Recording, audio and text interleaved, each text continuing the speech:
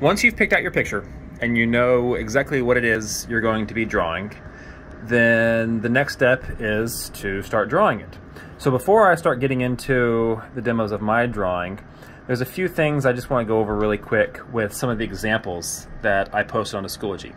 So remember, I have everything kind of categorized between good, average, and bad drawings. Great, average, and bad drawings. And so there's a lot of mistakes that students make when they're doing this that kind of lands them into the bad category. And a lot of it has to do with not really taking the time to fully draw the shapes as needed to make it look three-dimensional. You know, in his arm right here, his forearm consists of just one flat shape. There's no shading, there's no highlights to it. You know, there's a little bit of highlights and shading up in here, but it's just not enough. You know, this still looks very flat. You know, his hand, the green parts, that's just one solid flat shape. In his face, the background shape of his face is completely flat. There's no shading, there's no shadows from the helmet. His nose is just a line. So it doesn't look very realistic. It's not very well drawn. Another thing I see a lot is what I refer to as Muppet noses, where the face is just drawn as one solid shape, and then the nose in its entirety is drawn as a separate shape that stands out pretty poorly from the rest of the drawing. You know, there's no shadows around the eyes here. It looks like they're wearing a fake nose, almost. There's no shadows in the neck. So there's just not enough detail that's put into these drawings. You know, if you go through the great ones, the great drawings, you know, what we see is lots of shapes broken down. You know, the shading in her cheek, lots of little shapes that gradually change color as you go across, so that it starts to actually become, you know, a three-dimensional, well-drawn work here. You know, all the details in the jacket sleeve, you know, it makes it look like there are actual folds because you have lights and darks. It's not just one solid blue shape that consists of this. You know, in this one, kind of going to the extreme in the great category, everything, again, if I zoom in really far, it's a little pixelated because of the picture from the beginning. But every single slight change of color is just drawn as another shape. Kind of right in here, this is a good example, how it kind of has a gradient of going from dark to light. Lots of small shapes, slightly changing color as you go across, so that it does start to kind of get the appearance of changing values. You know, one thing that I encourage everyone to do as they start drawing this, so like in mine, you know, I have pretty much from the chest up as the drawing, but I would recommend that you start with the head and then work your way outwards. Because let's say if I was trying to draw the full body of him, well, what happens if I spend lots of time and work, you know, getting his hands and skates and all of the other parts of him drawn, and then I run out of time? Well, if I start with the head, then I can crop that down to just the head, and it still makes sense as a finished design. But if all I have is, you know, a skate that is drawn really great, and I have to rush everything else just to fill it, then it's not going to look as good. So start with the head, and then if you have time, then work your way outwards if your picture, like I said, also includes, you know, full body or partial body. So again, lots of different shapes that are drawn really small to incorporate as much of the detail. Now, it is possible to go too far to the extreme on this one. So I always bring up this one as an example. This is a drawing. It's not just a photograph. If you look really closely, and if I had the actual digital file that she worked with, I could show you all the little pieces broke down. But pretty much what she did was she zoomed in super far and, oops, as far as you go. Actually, she did this on the computer, not the iPad, but the program is kind of similar. But as far as it could go, and she pretty much drew it pixel by pixel. I would recommend that you don't do it that way.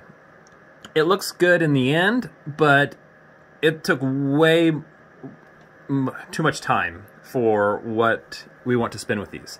You know, these other examples where they kind of break the shapes down into slightly larger sections. I mean, it's not like the full head is one shape, but it's also not pixel by pixel.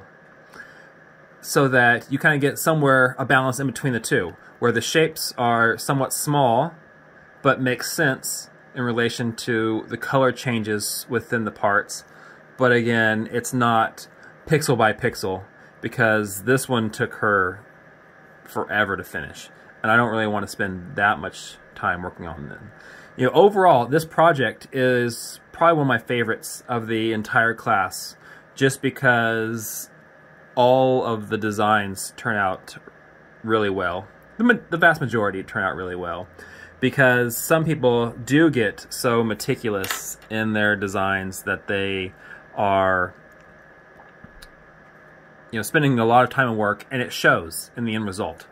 So, like I said, somewhere in between is what we want. Now, when we're drawing this, you know, I have my image layer, and you'll notice that I've already drawn quite a bit on this. I have a lot of layers here on the side. And just to help me keep everything organized, you can kind of tell I named all the layers. Well, no, I guess I didn't name all the layers. So, like face details, skin base. That just kind of helps me keep things organized, because there are some layers I have. Now, try to break it down into as many layers as possible. I don't want to just have everything drawn on one layer, because then, you know, if I have things drawn on lots of different layers, then I don't necessarily have to draw everything. And what I mean by that is, let's say, for example, on the jersey, you know, I've drawn that much. Now, I didn't really have to worry about drawing the details of the cutout along the neck, because whenever I have the base layer here for my neck, I have that layer drawn on top of the jersey layer. And so that kind of takes care of the transition between neck and jersey without having to, for the jersey, draw that line there. So it does kind of help, like I said, to keep things a little organized. You know, if you want to rename them, so let's say this jersey layer I have not named. If I tap it and tap it again, I click on draw layer here, I can rename it. So now that is my, come on, focus, jersey layer. So when you're drawing these, I recommend that you, for each object, especially ones that have a lot of details, you start off with a base layer. So like I did a base layer of just the skin. And kind of like what I was talking about, you know, I didn't have to worry about, you know, where the skin is not seen from the helmet, because when I draw the helmet on top of here, it covers up the top part of that shape for the base of the skin layer, so I don't have to worry about making it perfect up here at the top. So one layer for the base layer, and then on top of that I have my details. So with this, just like in the examples online, I would zoom in really far whenever you are drawing it, just so that you can get that detail.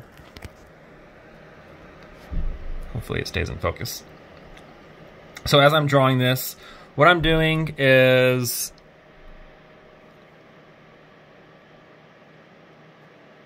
taking my color here from the little eyedropper, selecting that color. Make sure that you're on the right layer. So I want to draw on this details layer.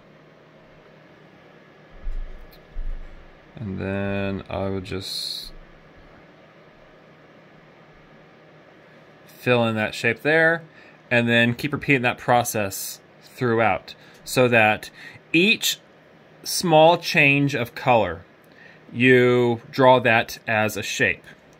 So like on my helmet up here, I have the base layer for my helmet, but then I also have the little details of the helmet to make it look three-dimensional. I'm getting those reflections and glares on there. If I zoom in, continue drawing,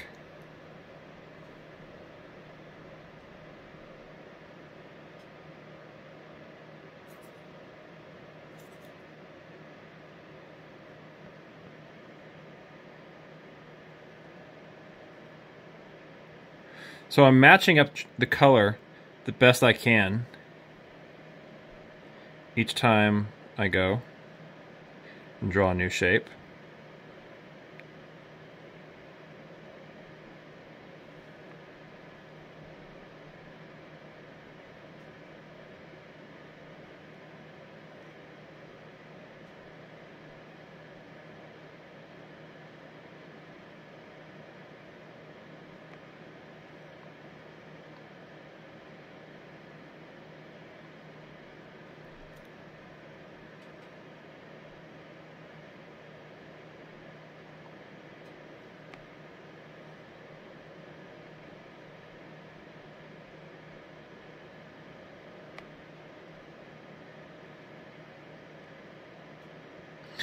And when I'm drawing shapes, if I'm wanting to fill them in, I don't necessarily have to draw a completed shape if there is another shape around it that kind of completes it. So like on this side, if I start here and end there, even though I didn't complete that shape, this gray shape here closes off this shape and I can fill that in.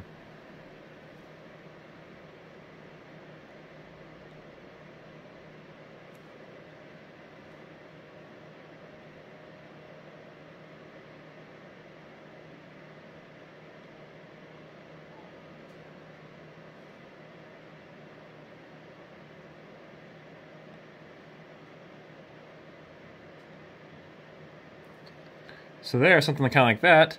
Of course, zoomed in, it might not look exact, but when I zoom out, then it starts to, give the appearance of that bolt that's holding on there. So,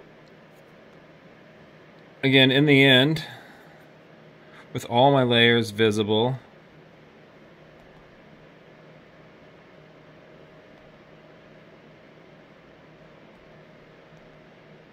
that's what I've got so far.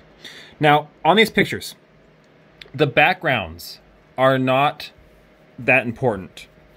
If you want to just have a solid color for the background, that's fine. If you want to do some sort of abstract design for the background, you can do that as well. If you want to, a solid color, if you want to try to do the background exact as it is in the picture, you can do that as well. The background is not nearly as important as the objects themselves. And so, this project is by far the lengthiest one that we work on. Usually it takes several weeks for us to fully do this one to the extent that I would like to see them done. And so, once you've uploaded your picture and I've given you the okay, then the next step is to start drawing. And again, try and get those shapes broken down, slight changes of color, so that we want to look as realistic as possible, but without drawing pixel by pixel.